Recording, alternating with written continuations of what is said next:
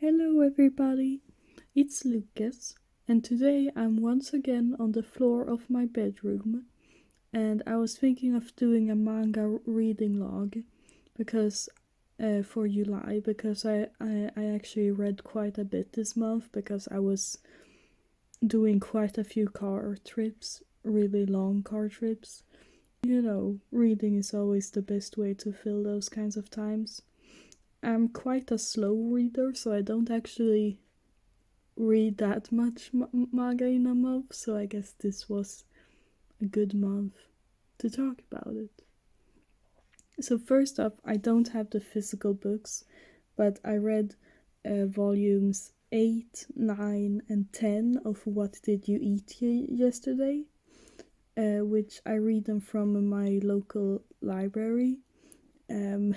I'm starting to dread reading the next volumes because my library only has up to volume 13, and I really like the series. It's really cute and the recipes are very informative, but the volumes are like super thin and they're as expensive as a normal volume, and it's up to like volume 22, I think. And Which while that's a it's long cute, series. I don't think it's the sort of series that I'm gonna want to reread.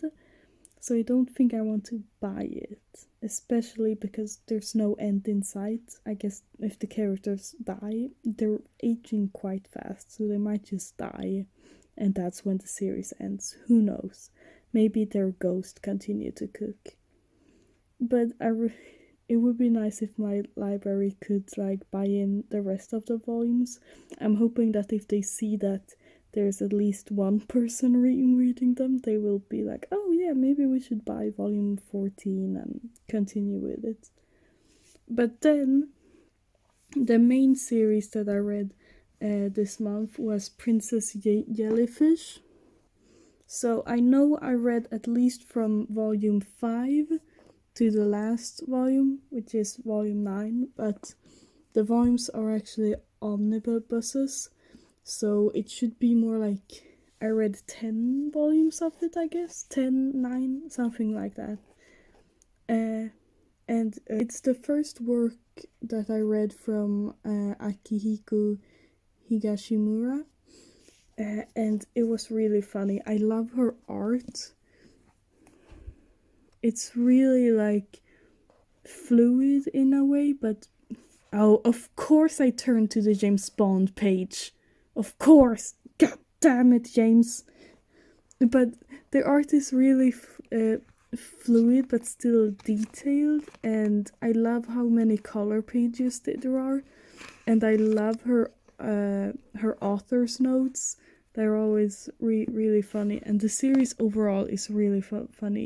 Even though the volumes are quite thick, I got through them really quickly because they're such a breeze to read.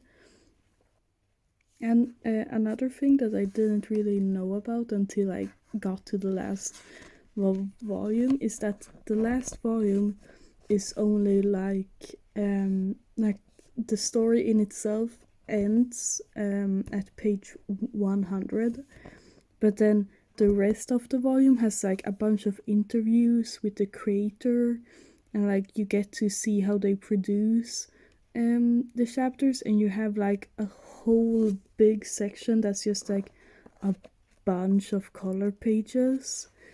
And there's even a preview for Tokyo Tarareba Girls, which is another one of her series. But it was a very pleasant surprise. Oop, I think that was the last page, I'm sorry. I'm gonna censor that. I think I gave this series an 8 out of 10.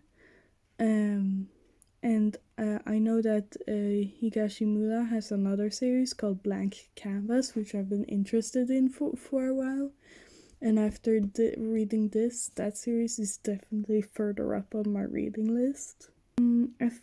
There was one thing about the series I think could have been done better. So in the first half, the series is really focused on the city coming in to buy the building, and there's this particular lady who is trying to buy it, and she's like the main villain. Let me see if I can get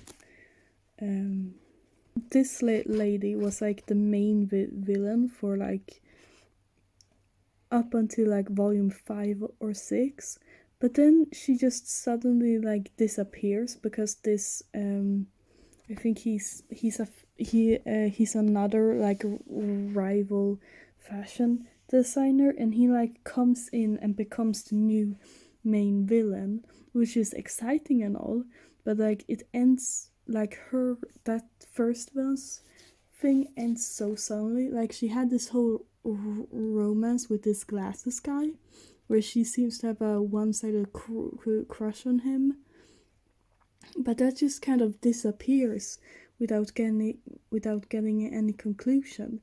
And then at the end of the series, like they don't even buy the spoiler warning, by the way, they don't even buy the building. It's like the rival fashion guy that buys it for them, which seems like kind of a precarious like not safe situation because he could just sell it at any moment. It feels like instead of just having the ending be at page 100, they could like fill this entire omnibus with like really fleshing the ending out. Because even in the end, I was rooting for these two to get together, and I thought their romance was great.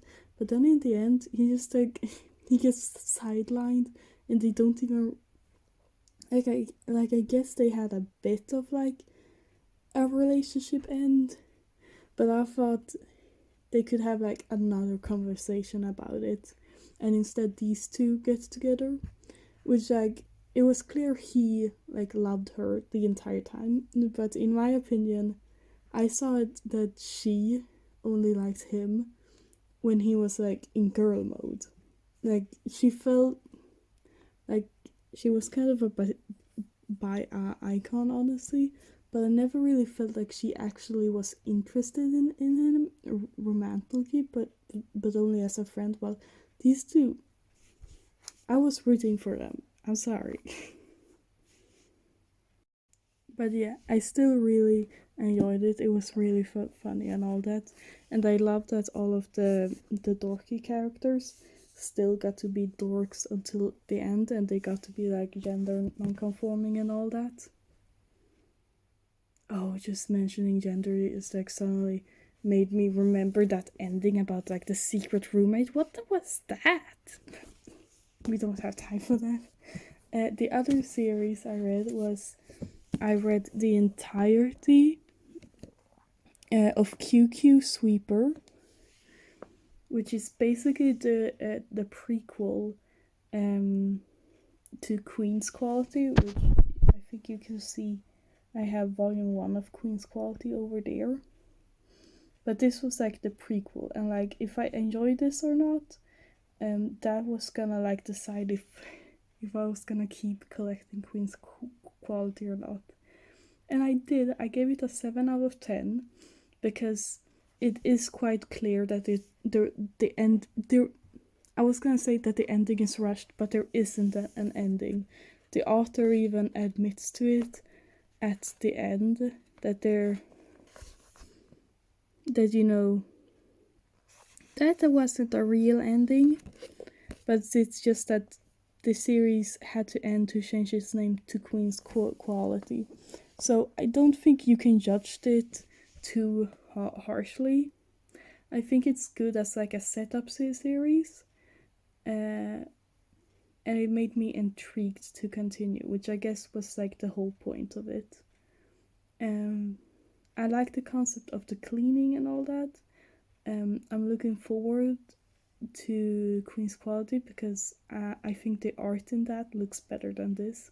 Like the art in here is good and all, but sometimes this guy, he looked so stereotypically emo, I couldn't take him seriously. I'm sorry. And also another weird thing, Queen's Quality seems to have like a lot to do with like chess, which like in this series they just they just clean. They have never talked about chess. I wanna see where the chess comes in. Like, cleaning is already such an intriguing way of like fighting, and I hope to see it evolve. But if they're gonna bring in chess to that as well, like. And then the last volume that I read this month was The Night Blooms Behind Castle Walls, Volume 2, because I previously read Volume 1 and I've ordered Volume 3, which it's a 3-volume series. So I read this in like preparation for Volume 3 to come, and it's good. It's good. I think I'm giving it a 7 out of 10. So far, it's just like a slice of life, but like during medieval times. And it's very clear that the author really loves this time period. Look at that hedgehog.